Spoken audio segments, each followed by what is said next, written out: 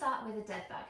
So grab your magic circle, we're going to lie onto your back, and we're just going to start by placing one hand onto your tummy.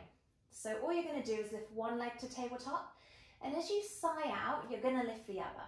Now if you notice that you had a big pop here, I'd like you to regress it back to the previous version of dead bug. But then we're going to grab that circle and you're going to put the soft part just below your knee and the other soft part somewhere around your elbow. So the ring will be relatively flat to the floor.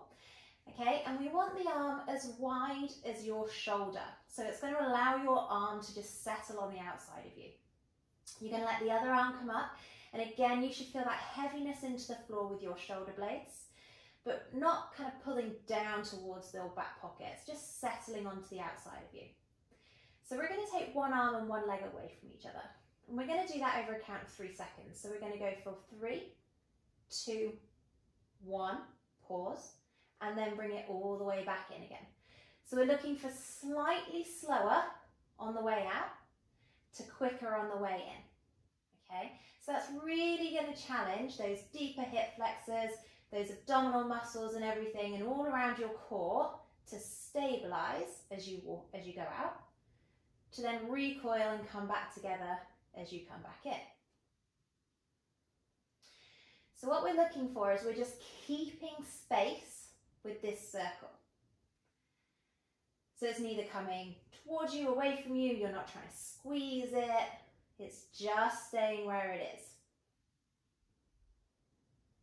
And we're going to be going out on your out breath and back in on your in breath.